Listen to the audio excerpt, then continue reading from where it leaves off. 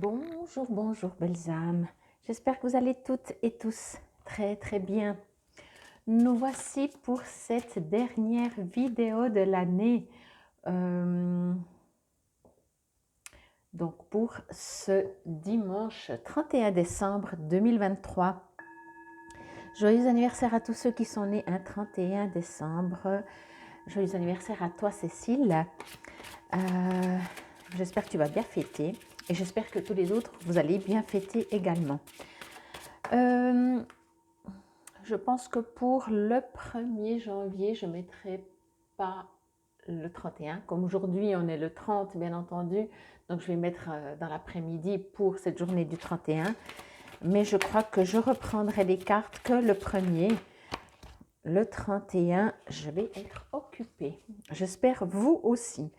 Bon, je continue, mais je voulais, je savais qu'elle allait sortir. Je voulais quand même d'abord vous dire un très très grand merci pour m'avoir suivi cette année, pour me soutenir tout au long de cette année. J'ai mis une petite vidéo où vous me voyez. En l'occurrence, c'est pour un concours que j'ai fait par rapport à ma boutique en ligne ou sur place, bien entendu. Mais je remercie également tous les gens, que ce soit qui sont venus ici pour des soins, que vous m'avez demandé des tirages de cartes personnalisés, que vous m'avez soutenu financièrement, que vous m'avez mis des gentils messages, que vous vous êtes abonné, que vous avez liké, partagé, enfin tout ce que vous avez fait pour me soutenir, pour me faire un petit coucou, me dire un message et me dire que vous appréciez ce que je fais ou me dire que vous n'aimez pas ce que je fais. Non, ce n'est pas arrivé. Donc voilà, en tout cas, merci, merci, merci. On va voir ce que nous dit la carte pour ce 31, si elle parle de fête. Vanessa, bon, ok. Alors, comme d'habitude, je vous lirai après. Il faut juste que je me connecte un petit peu. Ok. Ici, on vous invite, bon, on ne parle pas forcément de fête, je ne suis pas sûre que ces cartes, quoique, hein, parlent forcément de fête ou pas de fête, peu importe. De toute façon, vous n'allez pas attendre la guidance pour faire la fête et prendre du bon temps pour vous. Ici, ce que je reçois, c'est qu'il y a plusieurs choses. C'est comme si vous êtes partagé. Il y a beaucoup de choses qui, comment je vais dire, qui remuent votre intérieur. Je dis pas positif, pas positif, hein. Il y a des choses qui vous remuent. Mais je vais dire ça dans ce sens-là, du coup, qui vous déstabilisent. Genre, j'en ai marre, je préfère rester seule, je veux même pas faire nouvel an, j'ai envie de voir personne. Et puis d'un autre côté, c'est exclu, je vais faire nouvel an parce que justement, je veux décider de ma vie, je veux entreprendre des choses, je veux être, voilà, acteur et tout. Il y a un mélange d'émotions, pour faire simple. Après, que ce soit par rapport à la fête du 31 soir, il y a quand même toute la journée avant, hein. Donc, ça peut être pour le nouvel an, mais ça peut être pour cette journée, pour des situations qui viennent à vous. Je ressens en tout cas, qu'est-ce que je fais? Je m'affirme, genre moi, le petit jeu, hein, par contre. Je fais semblant que je gère tout, que je contrôle tout, ou je suis plus dans ma propre vérité et puis finalement si j'ai envie de pleurer, ben je pleure. Vous voyez, il y a des émotions qui sont contradictoires que je reçois, comme si vous ne savez pas comment vous positionner, je crois que c'est le terme, comment allez-vous vous positionner pour cette dernière journée de l'an. Faire, ben vous savez, voilà, il y a la fête, donc tout le monde fait semblant ou pas semblant. Entendez, dans semblant, ça ne veut pas dire que c'est pas vrai, mais tout le monde joue le rôle de on est content, on est heureux, on fait la fête, on se réjouit de l'année prochaine. Et quelque part, il y a quand même en soi une sorte de gratitude de ce que l'on a et de profiter de l'instant présent. Donc c'est pour ça que je dis on ne fait pas semblant que, mais en même temps, on cache toutes nos émotions, toutes nos blessures et peut-être que même on a envie juste de pleurer comme je disais avant, ou on n'a juste pas envie de faire la fête, ou voilà. Je dis toujours le 31 décembre, on est censé être obligé de faire la fête. Et puis ben voilà, on n'est pas forcément toujours disponible pour faire la fête. Donc ici, c'est ça. À l'intérieur de vous, mais bien entendu, c'est peut-être pas que pour la fête du 31, la fête de Saint-Sylvestre, c'est peut-être pour d'autres situations. Il y a des situations peut-être qui viennent à vous, Peut-être qu'on vous annonce une mauvaise nouvelle ou on vous donne une mauvaise nouvelle. Quand je dis on vous annonce une mauvaise nouvelle vous concernant, n'est-ce pas? C'est pas quelque chose qui... je ne reçois pas une nouvelle qui va vous attrister, mais peu importe.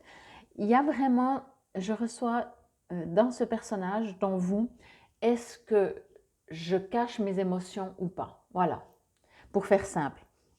Bien entendu, si on est heureux, en général, on ne le cache pas, on le montre.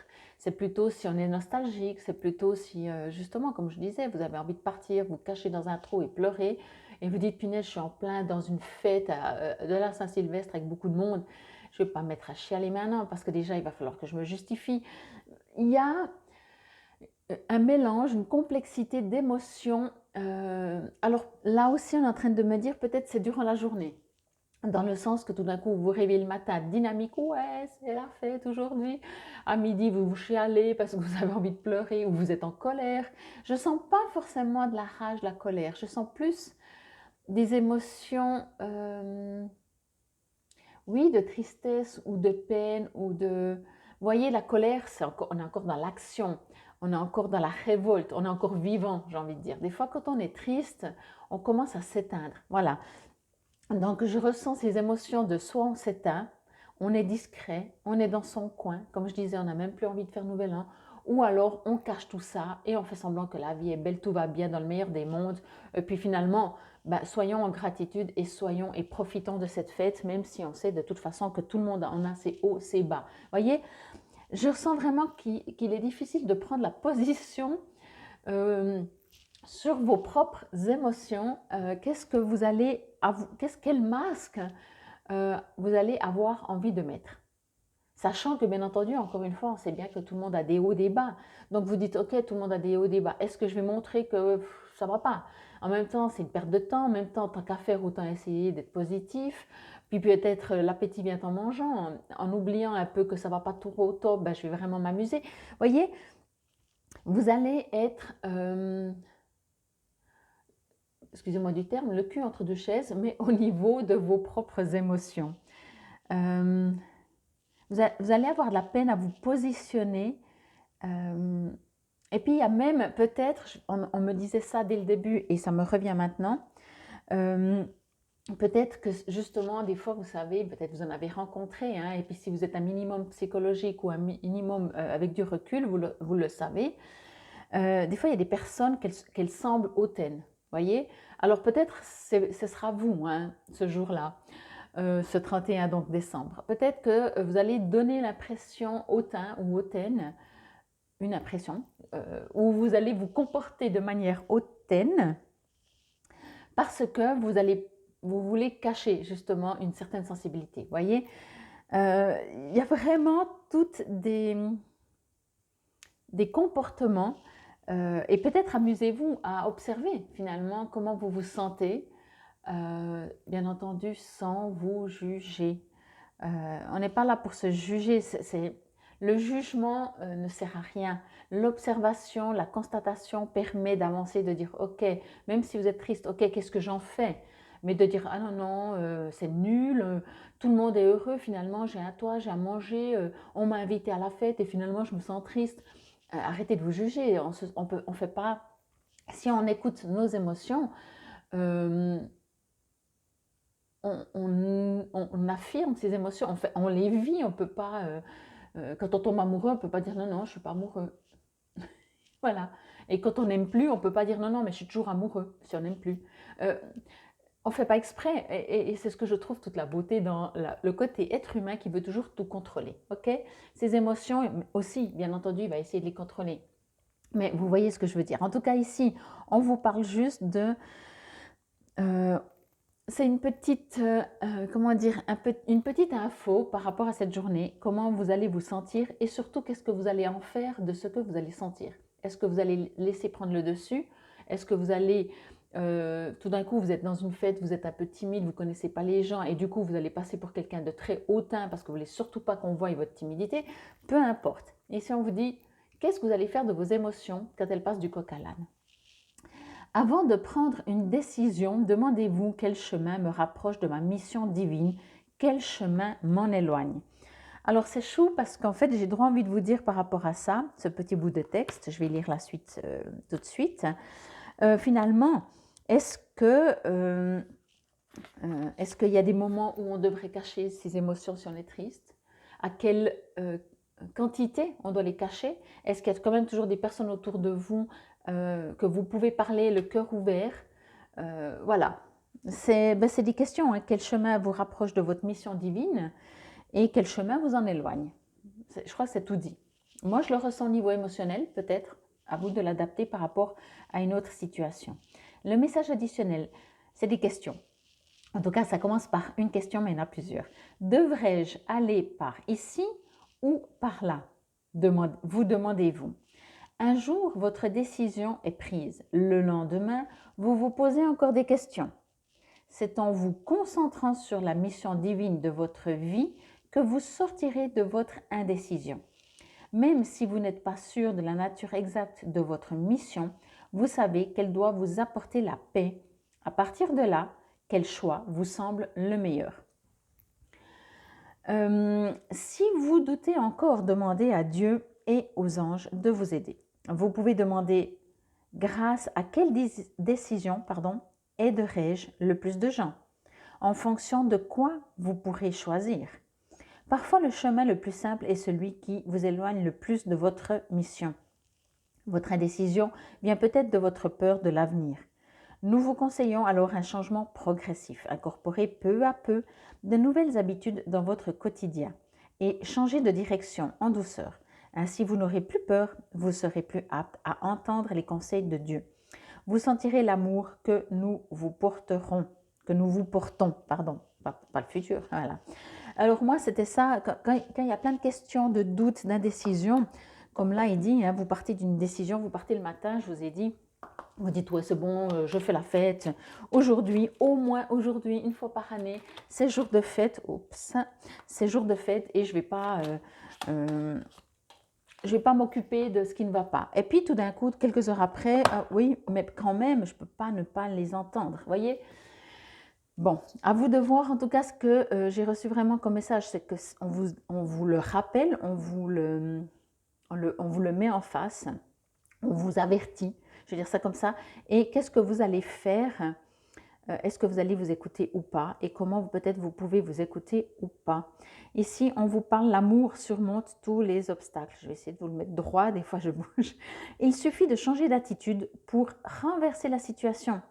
Fais confiance au pouvoir de l'amour. Il te transformera sans oublier celle ou celui que tu aimes. Tout s'éclaircira bientôt. Moi, ce que je reçois en tout cas dans tous ces messages que je reçois pour vous, c'est que vraiment, il y a plusieurs choses. Vous avez compris ou vous allez comprendre que vous pouvez décider d'être très triste et montrer que tout va bien dans le meilleur des mondes. Vous pouvez même passer peut-être pour quelqu'un de superficiel. Vous pouvez au contraire être bien, mais pas avoir envie de faire la fête parce que juste vous avez envie qu'on s'occupe peut-être de vous. J'en sais rien. Ou alors il y a des situations qui viennent à vous que vous n'êtes pas clair. On parle de niveau d'amour. Quand on parle d'amour, on parle de centrage de vous. Ça, c'est tout le mental hein, qui commence à réfléchir. Et je vous ai dit depuis le début, on vous invite ici à observer vos émotions, à ne pas les fuir. Après, vous en faites ce que vous voulez. Mais vous constatez au moins, si vous êtes triste, hein, je ne vous le souhaite pas, mais en supposant, c'est un exemple, vous remarquez que vous avez une tristesse dans votre cœur, observez-la, remerciez-la, parlez-lui. Après, que vous le montrez ou pas, c'est encore autre chose. Ok? Mais ici, je crois que vous êtes invité à ressentir ce que vous ressentez. Encore une fois, infinie gratitude. Je vous souhaite un excellent réveillon. C'était donc la guidance pour ce 31 décembre. Faites ce que vous avez envie. Faites ce que votre cœur vous dit. Soyez en paix. Donc, faites la fête dans le sens d'être en paix ou ne faites pas la fête si vous êtes plutôt en paix de ne pas la faire. Peu importe, soyez serein, soyez harmonieux avec vous-même, respectez-vous. Il y a plein de trucs qu'on pourrait dire, soyez en paix, respectez-vous, ne vous jugez pas et décidez tout ça, d'augmenter ces ressentis, surtout en 2024. Merci encore une fois pour cette année 2023. Infinie gratitude. Namasté et très très bon réveillon à tous. Namasté belles âmes.